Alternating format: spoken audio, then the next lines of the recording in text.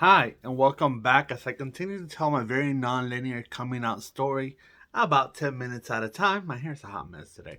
But I wanted to focus on something today that's maybe not the um, most important. Well, I wouldn't say most important, it is pretty important. But something that's maybe not the most, I don't know how to say it, the most talked about thing. Although it is talked about sometimes, but I mean, at least from my perspective, and that is the aftermath after coming out, the the things that you deal with. I know I've talked about it in parts in other videos, but I wanted to focus one video solely on this because it is important. And I think one thing that needs to talk about is, and this is why I'm always so adamant about only come out if you're ready to come out, because there is a lot that it entails and that comes with and all that fun stuff. And I kind of want to focus on my experience from my perspective, what I've gone through. And I think the very first thing, and I think this is a positive thing, but that you can expect when you come out. And I know not every incident is the same, but I mean, it tends to be a common pattern.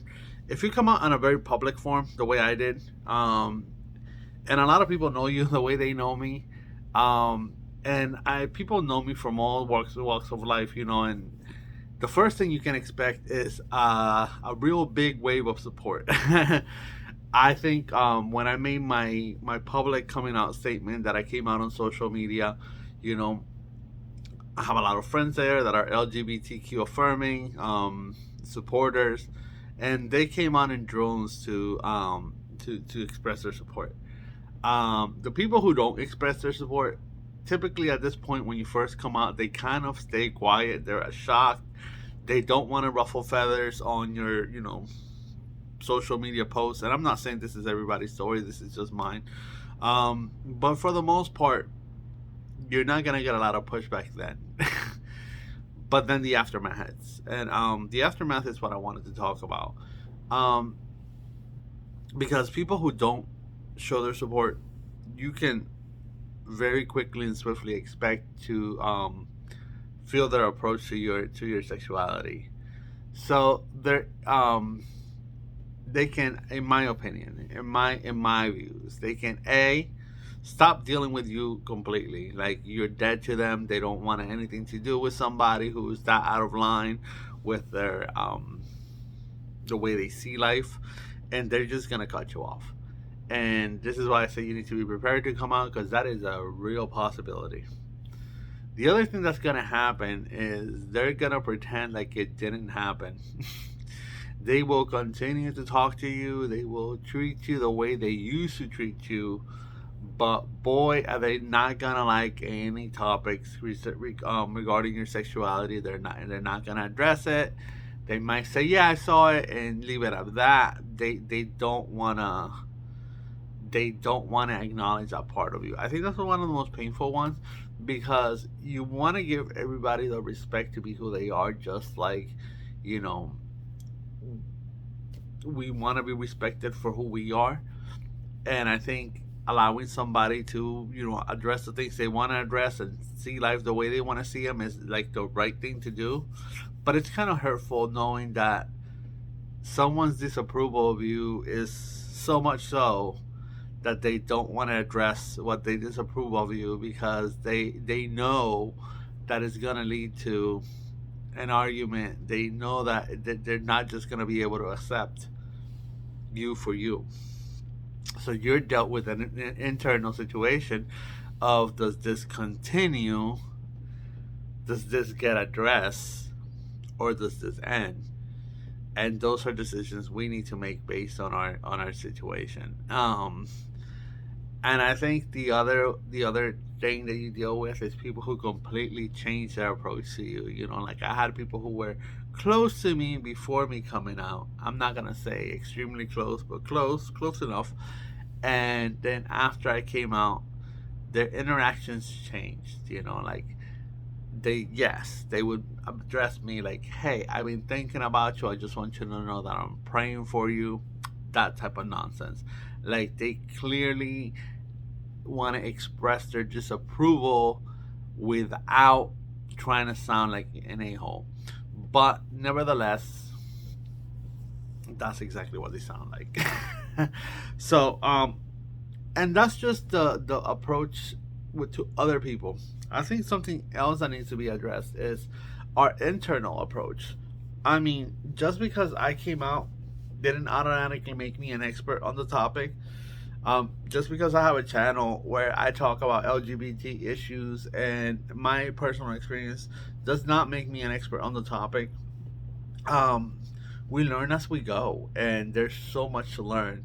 There are so many things to be addressed, and who we were before coming out is still a part of who we are now. You know what I mean? So if we were dealing with things like depression and anxiety, that's just my situation.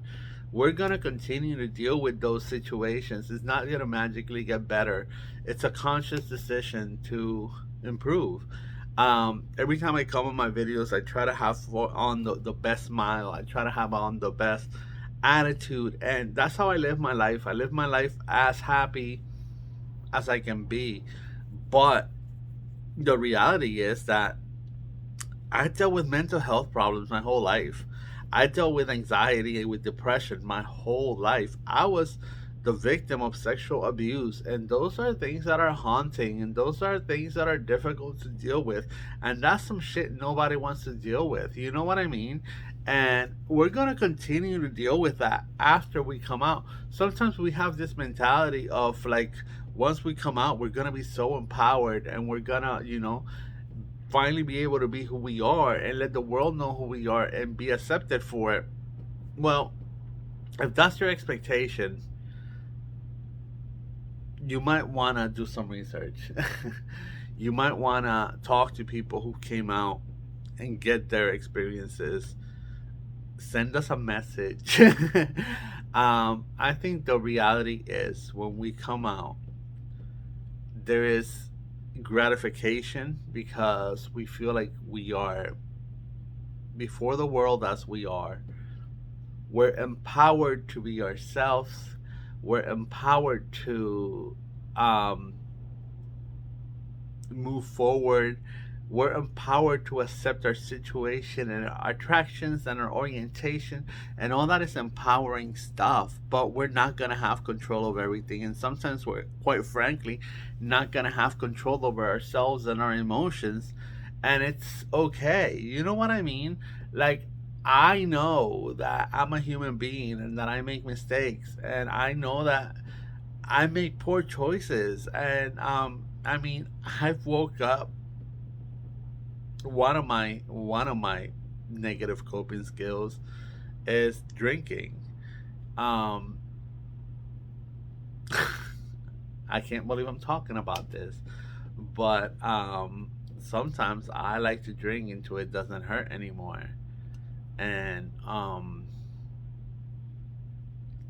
it's not what I want to do, and it's not what I practice. And that's a big step, and that's a big thing.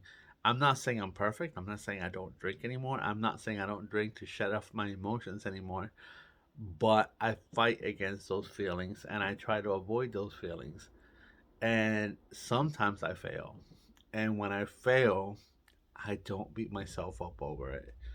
You know, I allow myself to the forgiveness that I'm willing to give anybody else because I am a human and sometimes I fuck up. And when I fuck up, beating myself up over fucking up, um, destroying myself, putting self doubts is not gonna fix my situation. It's gonna actually make it worse. So I can't go back to yesterday or the day before that and take away the things that I've done.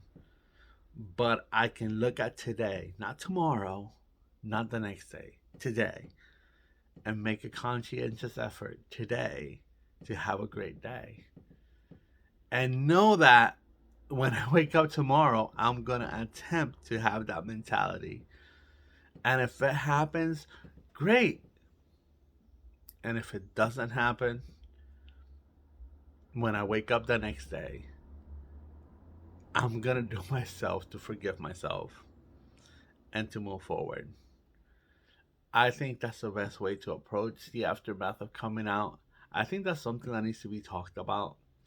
We're not perfect. We're a bunch of imperfectly perfect people trying to make it through this crazy thing we call life. And we can only support each other. So if you see someone that constantly smiles, just know that not too many people are naturally happy. We make a conscious effort to be happy, and that is a conscious effort that you can make, and those are choices that you can make for yourself. um and I'm not saying it's easy. I'm not saying it's 100% attainable 100% of the time, but what I'm saying is it's worth trying. This is a life we can live together, and we can be there for each other and support each other. Until next time, I love you guys. Peace.